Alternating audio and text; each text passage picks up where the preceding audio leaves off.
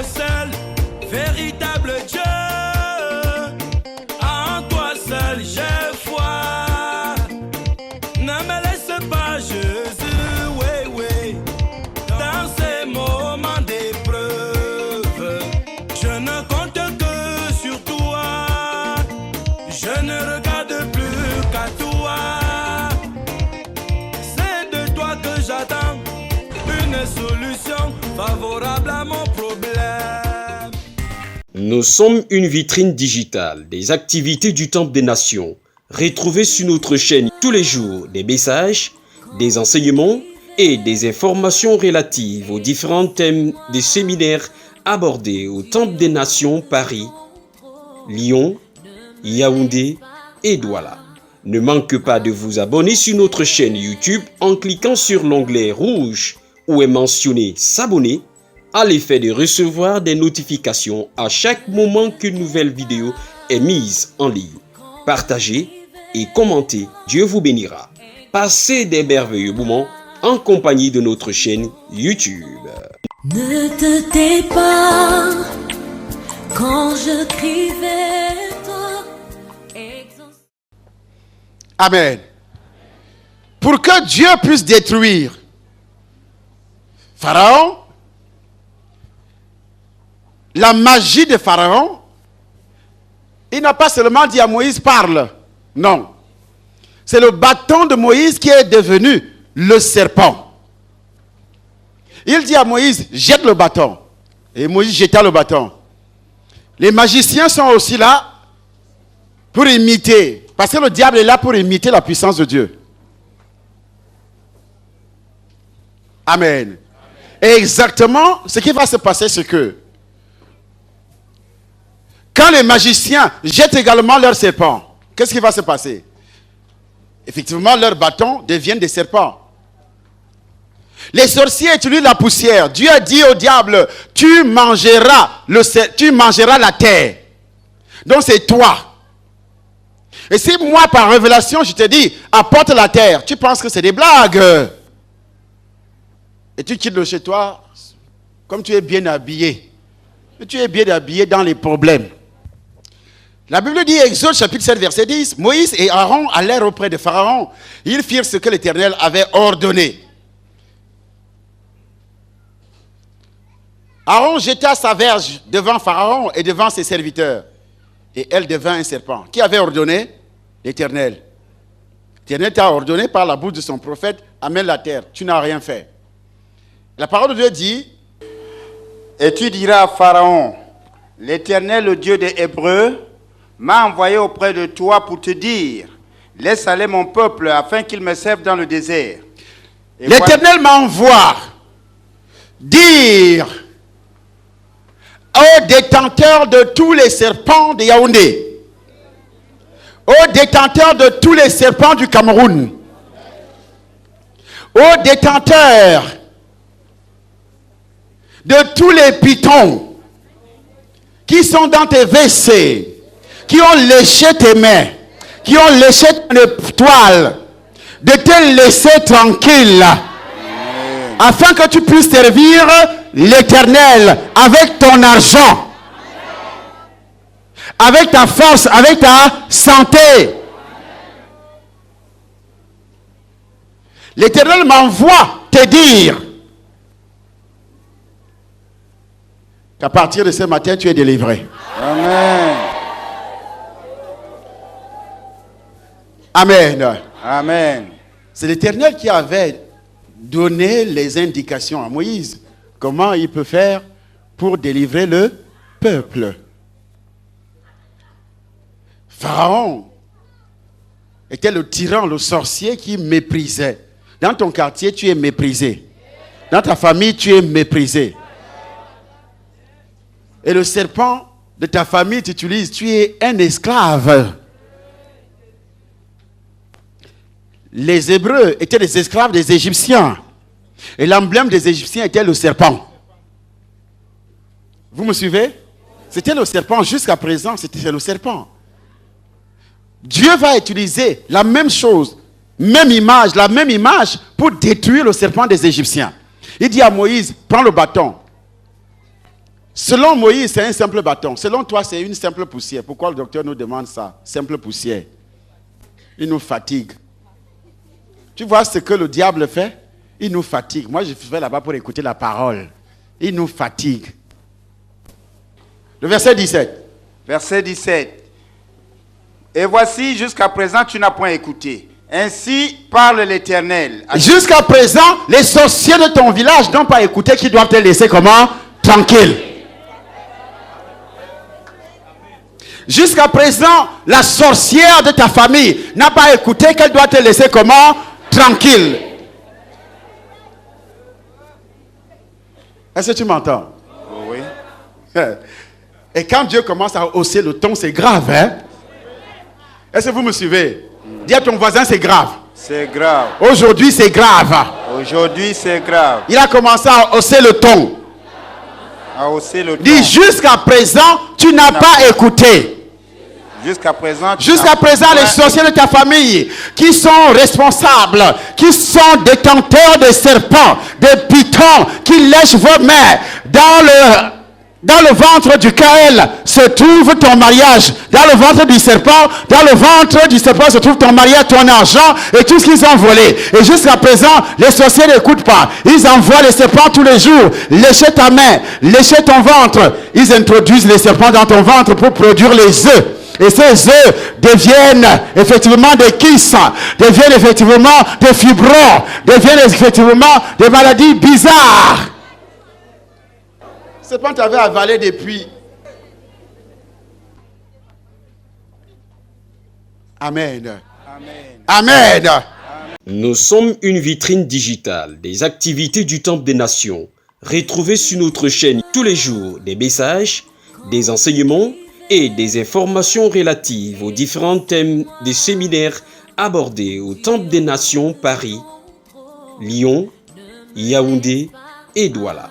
Ne manquez pas de vous abonner sur notre chaîne YouTube en cliquant sur l'onglet rouge où est mentionné s'abonner à l'effet de recevoir des notifications à chaque moment qu'une nouvelle vidéo est mise en ligne. Partagez et commentez. Dieu vous bénira.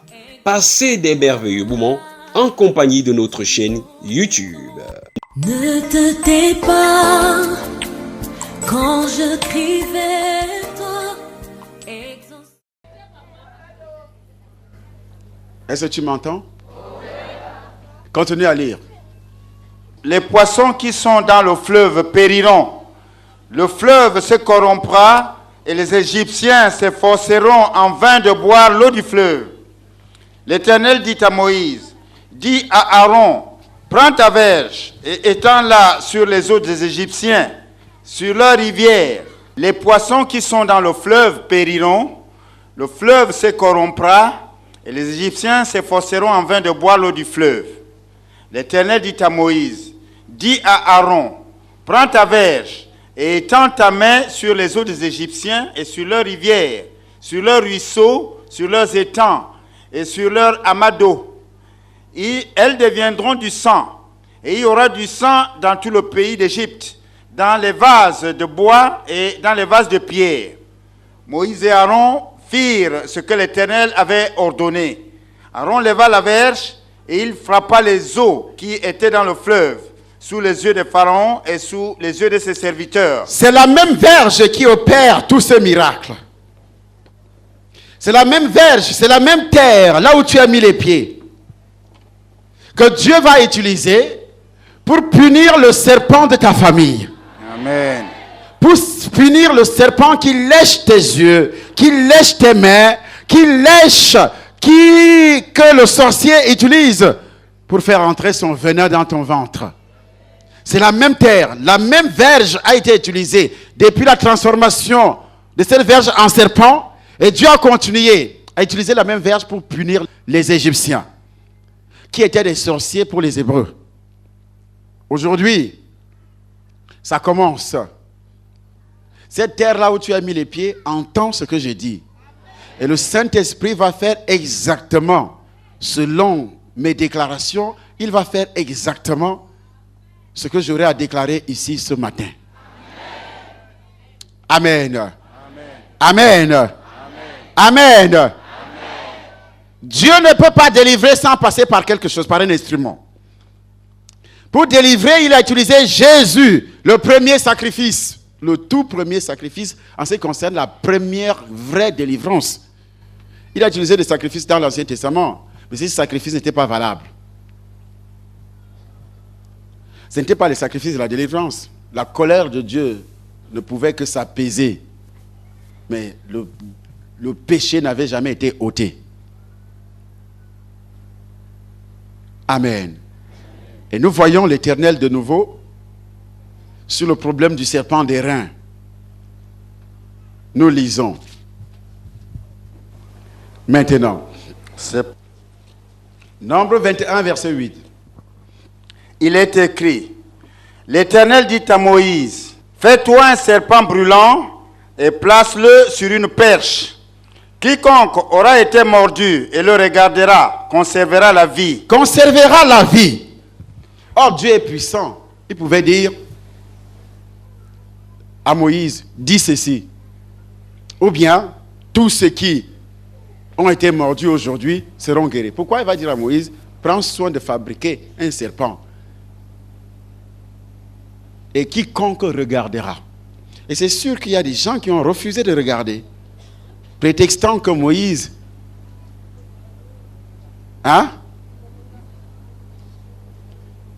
que Moïse est un magicien. Comment un serpent peut me guérir? En plus, un serpent. Mais l'ordre venait de Dieu. Voilà le serpent qui crie. L'ordre venait de qui? De Dieu, parce que Dieu est suprême. Il peut utiliser la terre. Il dit à son serviteur, prends la terre. Dis aux gens de prendre la terre. Mais un serviteur qui n'est pas inspiré te dira au quartier que c'est la magie. Il te dira comment? C'est la magie. Il ne faut pas faire ça. Moïse fit un serpent d'airain. Moïse a obéi. Il a fait un serpent d'airain. Et le plaça sur une perche. Et quiconque avait été mordu par un serpent et regardait le serpent d'airain conservait la vie. Mais ceux qui ont refusé de regarder ne pouvaient pas être guéris. Parce que Moïse avait ses adversaires au milieu du peuple. Ceux-là essayaient de corrompre le peuple en disant, ne regardez pas. Moi, je n'ai pas confiance en Moïse. Il mourait.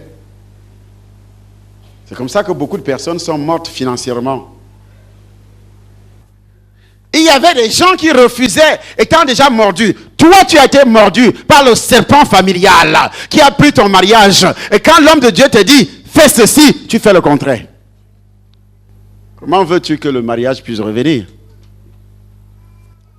L'homme de Dieu te dit, fais le sacrifice pour retrouver ton mariage. Je disais à quelqu'un en Colombie, docteur, bénis-moi pour que, dis seulement un mot pour que je puisse avoir du travail. Il dit, je ne dis pas.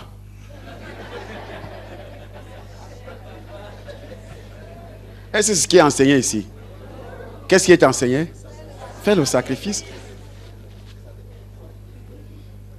Papa dit seulement, parce qu'ils ont dit, ils ont lu dans la Bible que l'homme a dit à Jésus, dis seulement un mot. Et puis moi aussi, je vais dire, est-ce que je suis cet homme-là? J'ai ma relation avec Dieu.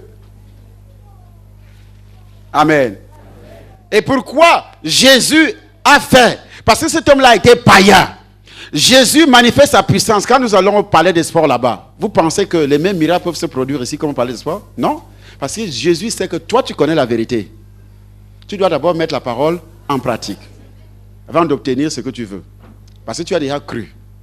Mais quand nous allons au palais des sports, ce sont les païens. Il veut démontrer sa puissance pour convaincre les païens et les amener ici. Donc il commence à produire des miracles. Ne confonds pas entre le palais de sport et ici. Là-bas dehors, quand il y a campagne d'évangélisation, je me lève seulement, je n'ai pas demandé aux gens de faire un sacrifice, non, c'est des païens. Je me lève seulement, je commence à prêcher Christ. Et je dis, voici les miracles qui accompagnent ceux qui croient. Si vous croyez, vous serez guéris. Et Christ commence à les guérir là sur place. Il n'attend pas leur sacrifice parce qu'ils sont païens. Mais toi qui as déjà reçu le Seigneur, Dieu ne peut pas produire un miracle sans sacrifice. Parce que tu as déjà l'instruction. Tu as déjà été enseigné. Il n'a pas besoin de te convaincre par un miracle. C'est ta foi maintenant. Il est impossible d'être agréable à Dieu sans la foi. C'est ta foi maintenant qui travaille. Et il n'y a pas de foi sans les œuvres. La foi se manifeste par les œuvres. Jacques chapitre 2, verset 14. Le païen n'a pas de foi. Il a des doutes quand il arrive. Et Dieu va utiliser le miracle qui va se produire pour le convaincre, pour produire la foi dans son esprit, afin de l'entraîner où Ava raconte. Ne confonds pas. Les miracles qui se produisent lors des campagnes d'évangélisation, ce ne sont pas les mêmes qui peuvent se produire dans une église. Où les gens résistent à la parole de Dieu, ils écoutent, mais ils mettent le coton dans les oreilles. Et tu attends le miracle, ça ne viendra pas. Change des églises 10 000 fois, ça ne viendra pas. Comme Jésus entrait dans Capernaum, un centenier l'aborda, le priant et disant, Seigneur, mon serviteur est couché à la maison, atteint de paralysie et souffrant beaucoup. Un quoi? Un centenier. Un centenier. Jésus lui dit, un gros païen. J'irai et je le guérirai. Le centenier répondit, Seigneur, je ne suis pas digne que tu entres sous mon toit. Moi, je suis un pécheur. Mais dis seulement un mot. Dis seulement un mot. Et mon serviteur sera guéri. Et mon serviteur sera guéri. Matthieu 8. C'est l'évangélisation. Du verset 5. Lui ne connaissait pas Jésus. Il dit, moi, je suis même un pécheur. Je bois le sang tout le temps. Dis seulement un mot. Dehors. Pas toi, chrétien, tu viens me dire, papa, dis seulement un mot. Est-ce que c'est ça la parole? La parole dit, fais le sacrifice. Il ne faut pas sortir le verset de son contexte et ça devient un prétexte. Amen. Amen. Amen. Amen. Papa dit seulement, papa touche-moi seulement. Touche-moi seulement.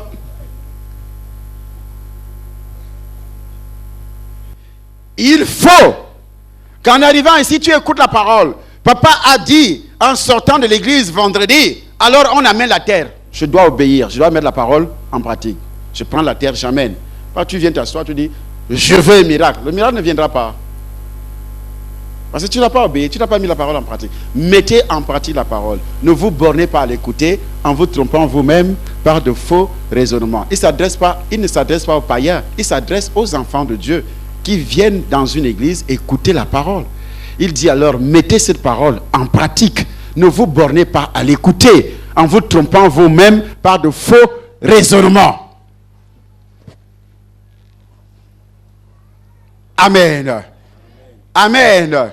Nous sommes une vitrine digitale des activités du Temple des Nations. Retrouvez sur notre chaîne tous les jours des messages, des enseignements et des informations relatives aux différents thèmes des séminaires abordés au Temple des Nations Paris, Lyon, Yaoundé et Douala. Ne manquez pas de vous abonner sur notre chaîne YouTube en cliquant sur l'onglet rouge où est mentionné s'abonner à l'effet de recevoir des notifications à chaque moment qu'une nouvelle vidéo est mise en ligne. Partagez et commentez. Dieu vous bénira. Passez des merveilleux moments en compagnie de notre chaîne YouTube. Ne te tais pas quand je crie vers toi. Alors Jésus, il faisait des miracles, il ne s'attendait à rien. Lui, il fait des miracles pour évangéliser. Les apôtres ont fait des miracles pour évangéliser. Et quand les miracles se produisaient, les gens les suivaient. Et quand les gens les suivaient maintenant, ils se mettaient donc à les enseigner. Actes des apôtres chapitre 2, verset 41. Actes des apôtres chapitre 2, verset 41. Il est écrit: ceux qui acceptèrent sa parole furent baptisés. Et en ce jour-là, le nombre des disciples s'augmenta d'environ 3000 âmes. 3000 âmes, disciples, qui ont cru. Oui. Ils persévéraient dans l'enseignement des apôtres, dans la communion fraternelle, dans la fraction du pain, dans les prières. Ils ont suivi. C'est maintenant l'enseignement qui va produire des miracles dans ta vie. Pour un chrétien qui reçoit l'enseignement et qui commence à mettre en pratique, c'est en ce moment-là que les miracles vont donc commencer. Les miracles n'arrivent pas avant l'enseignement. Continuez à lire. La crainte s'emparait de chacun. Ils ont reçu les enseignements. Et la crainte de Dieu s'est installée dans leur vie. Ceux qui vivaient dans le péché, ils ont commencé à abandonner les péchés. Ils ont suivi les enseignements des apôtres. Ils ont commencé à mettre cela en pratique. Ceux qui étaient égoïstes donnaient, vendaient même leurs champs. Nous lisons. Il se faisait beaucoup de produits et de miracles par les apôtres. À quel moment? Répondez. Après l'enseignement, il se faisait alors des miracles. Après l'enseignement, ils ont entendu, ils ont mis en pratique. Il y a des gens qui viennent, ils veulent seulement le miracle. Ils bouchent les oreilles aux enseignements. Ils ne viennent même pas d'ailleurs aux enseignements. Ils viennent seulement le jour qu'il y a un miracle. Tous ceux qui croyaient étaient dans le même lieu. Ils étaient dans le même lieu, c'est-à-dire ils persévéraient dans un même lieu comme ça là au temple. On comptait 5000 personnes parfois, par soirée. Et ils avaient tout en commun. Ils vendaient leurs propriétés et leurs biens. Et ils en partageaient le produit entre tous. Ce n'était pas des sacrifices? Selon les besoins de chacun.